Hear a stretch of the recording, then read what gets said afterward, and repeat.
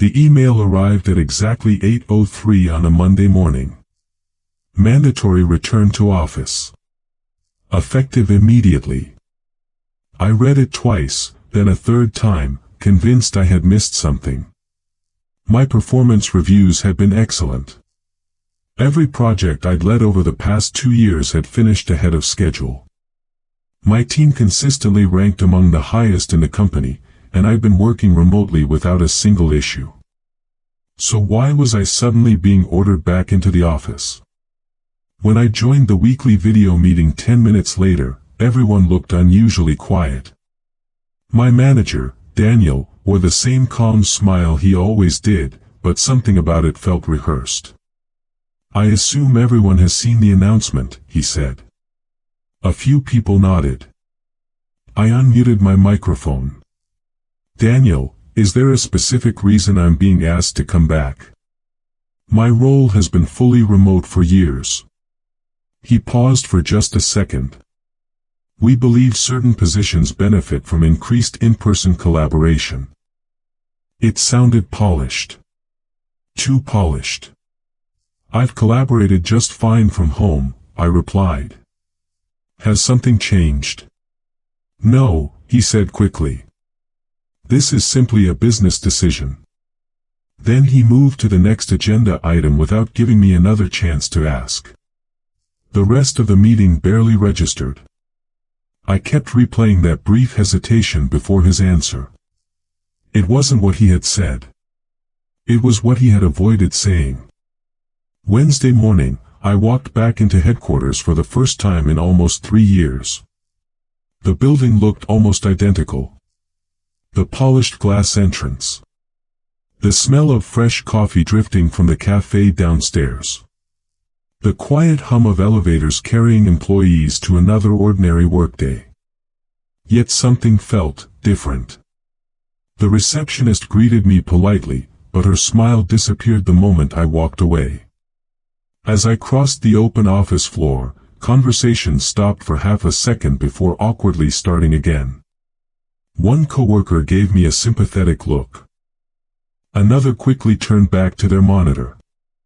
No one actually welcomed me back. That wasn't normal. I reached my old department only to discover my desk had been moved. Instead of sitting with my team, I was now assigned to a corner near the records department. Far from everyone else. I stared at the seating chart. There has to be a mistake. An office coordinator glanced up. "No mistake," she said. "Management requested this location personally." Personally? Why would anyone care where I sat? The morning became stranger by the hour. Projects I had managed remotely were suddenly reassigned without explanation. Meetings disappeared from my calendar. Shared folders I had always accessed now displayed permission denied. When I asked our IT technician whether something was wrong with my account, he frowned at his screen. "That's odd." "What is?" He hesitated. "I can't really discuss internal permissions." "You've known me for 5 years." "I know." His voice dropped. I talked to Daniel. Then he walked away before I could ask another question. Around lunchtime I found Sarah from finance standing alone by the coffee machine. She'd always been straightforward. If anyone would tell me what was happening, it was her. "Can I ask you something?" She looked over both shoulders before answering. "Keep your voice down." That immediately put me on edge. Why is everyone acting like I've done something wrong? She stared into her coffee. "I don't think you've done anything." "Then what is it?"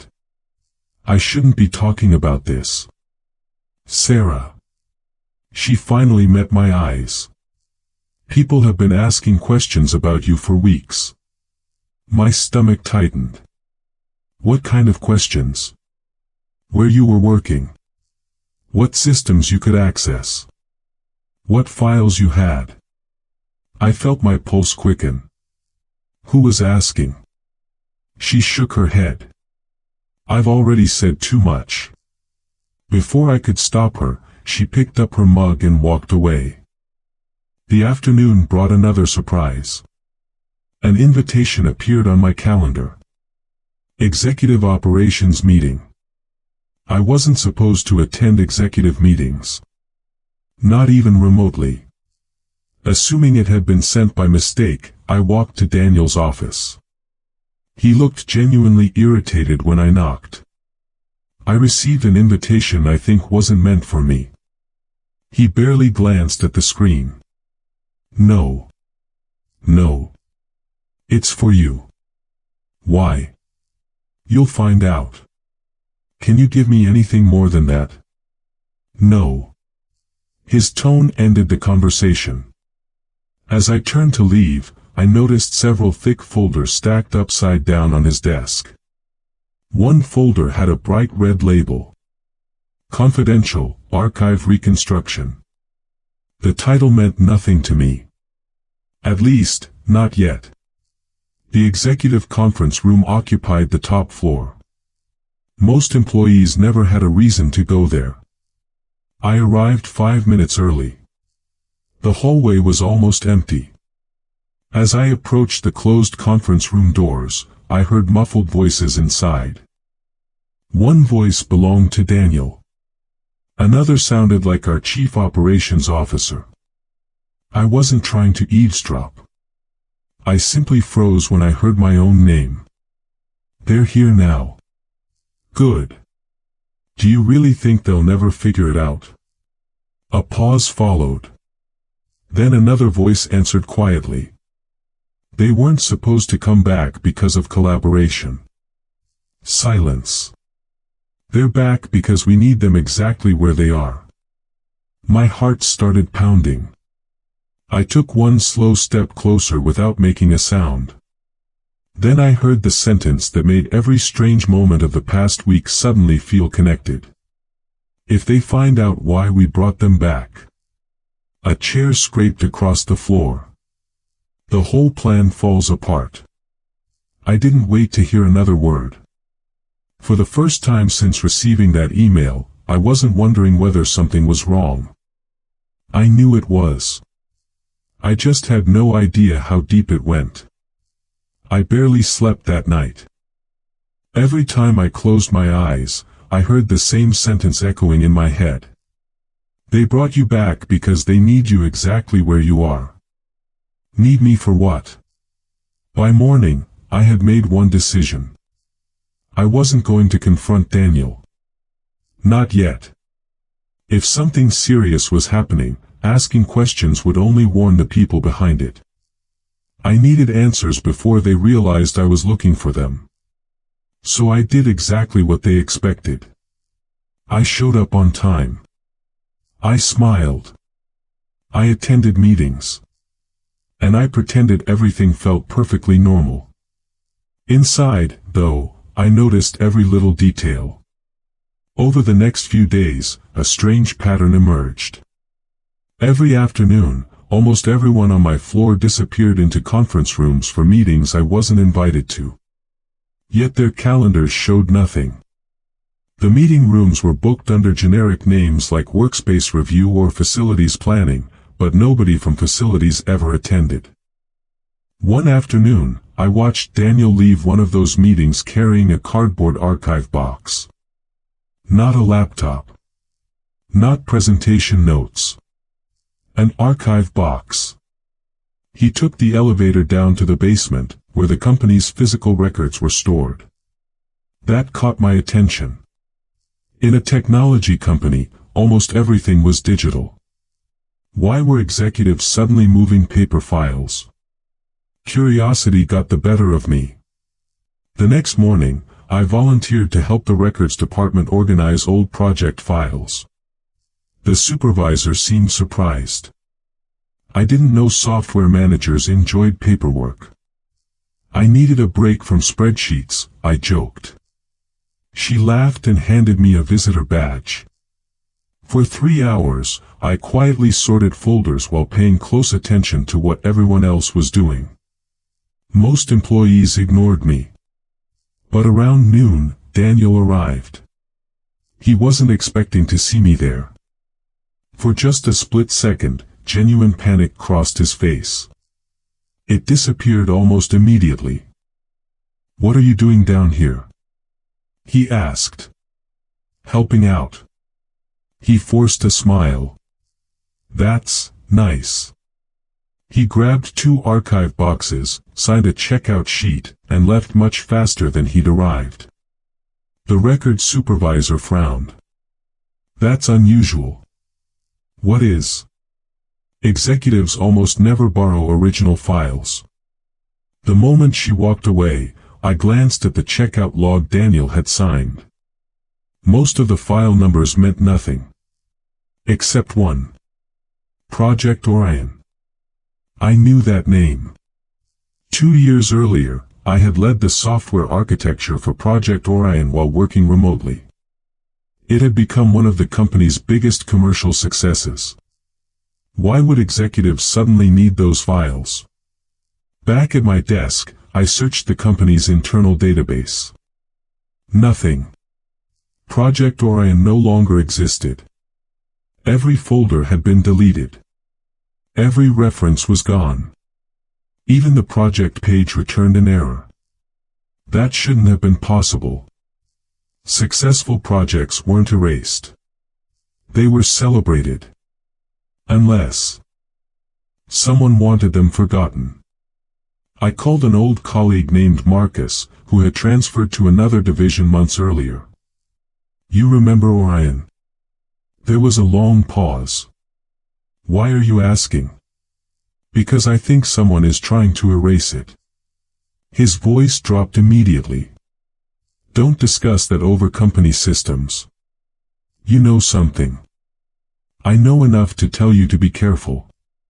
"Marcus." Another pause.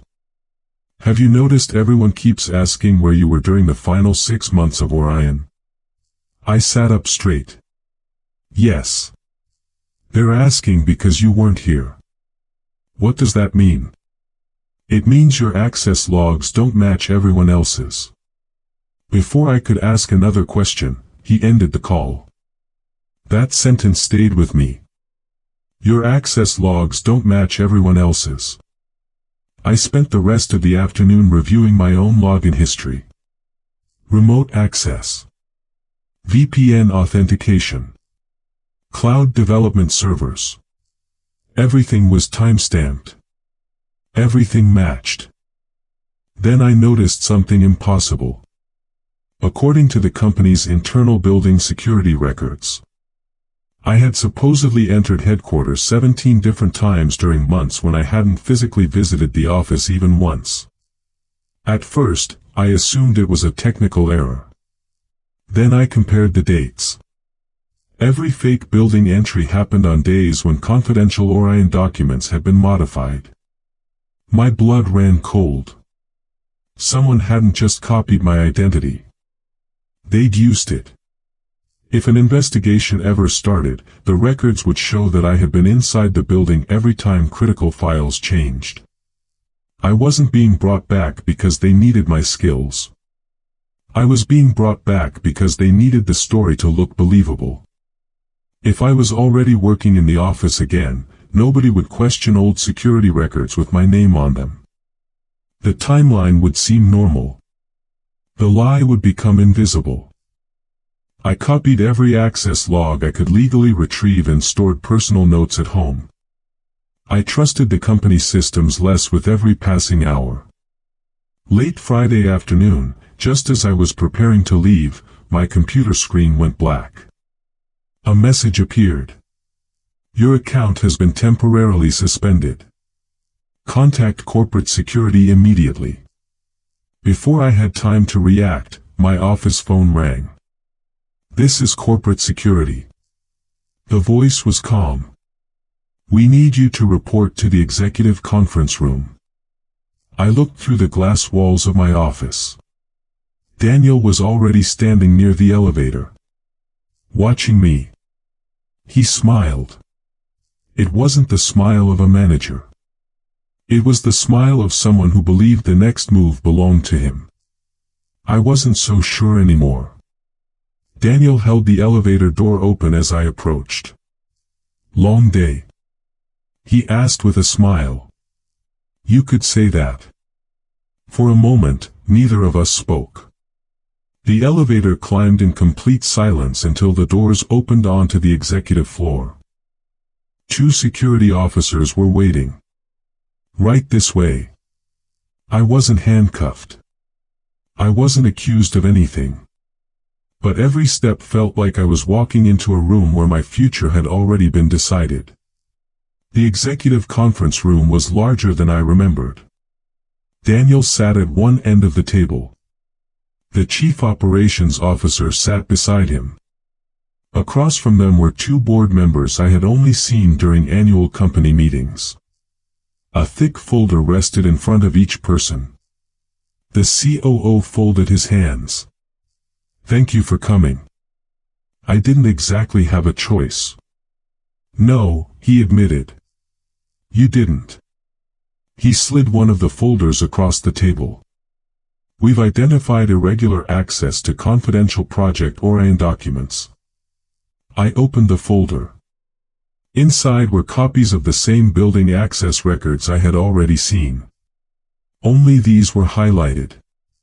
My name appeared 17 times. The COO continued. As you know, unauthorized access to protected records is a serious violation. I looked up. So you're accusing me? We're asking you to explain. I closed the folder. I'd be happy to. Daniel leaned back, looking almost relaxed. He clearly expected panic. Instead, I reached into my bag. I brought something too. I placed a stack of printed VPN logs, cloud authentication records, and remote development timestamps on the table. I worked remotely every one of these days. Nobody spoke. I continued. These logs come from independent cloud servers that record every connection automatically. They can't be edited without leaving evidence. One board member adjusted his glasses. Continue. I turned another page.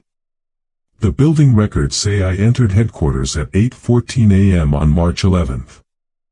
I slid another document across. At 8:13 that same morning, I authenticated through my home internet connection nearly 200 miles away. Silence. I pointed to another date. And here. Another. And here. Every supposed office visit overlapped with verified remote activity. It was physically impossible for both records to be true. The room grew noticeably quieter. Daniel's confidence faded. The older board member finally spoke. Who manages physical security records? The COO answered. Facilities, under executive authorization. And who approved these revisions? Nobody answered. The board member repeated the question. More firmly. Who approved them? Daniel cleared his throat. We're still determining. No. The board member interrupted him. I asked a very simple question. Daniel's eyes shifted toward the COO. The COO looked toward the company's legal counsel. Nobody wanted to answer first.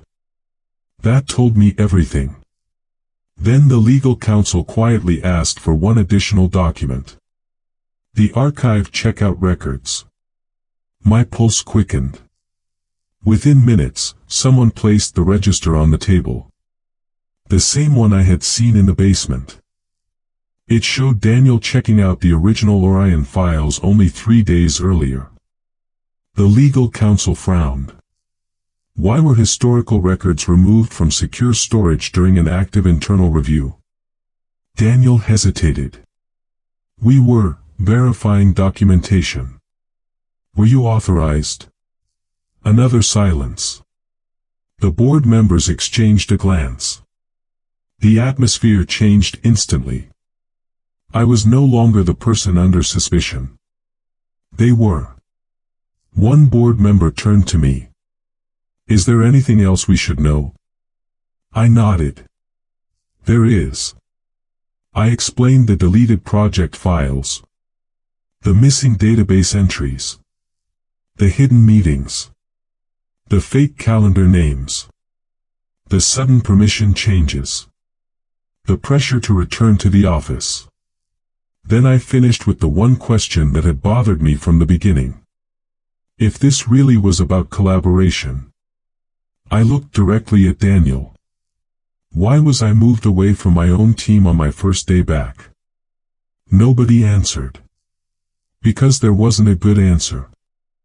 The investigation expanded quickly. Independent digital forensics confirmed that someone with executive authorization had altered historical building access records. The changes all pointed toward Project Orion. Over the following weeks, the truth emerged piece by piece. During Orion's final phase, several executives had approved undocumented changes that violated internal compliance rules. Instead of admitting those decisions later, they attempted to rewrite the historical record.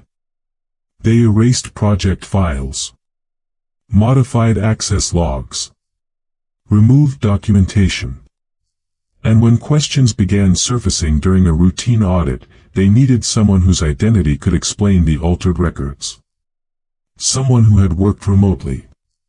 Someone whose absence from the office made the false entries harder to challenge. Someone like me. Bringing me back wasn't the beginning of the plan. It was the final piece. The consequences came faster than anyone expected. Daniel resigned before disciplinary hearings even began. The COO was dismissed by the board. Outside investigators were hired. Several executives lost their positions. Internal policies were rewritten from the ground up. Months later, one of the board members invited me to lunch. I owe you an apology, she said. For what? We almost believed the paperwork. She smiled. Then you reminded us that evidence isn't the same thing as truth. I thought about that for a long time. Corporate politics can manipulate meetings. They can rewrite reports. They can even alter records. But eventually, every lie becomes harder to maintain than the truth. I still work in the technology industry. Just not at that company. Looking back, I realized the return to office email wasn't the worst thing that happened to me. It was the mistake that exposed everyone else's. And if there's one lesson I carried away from that experience, it's this.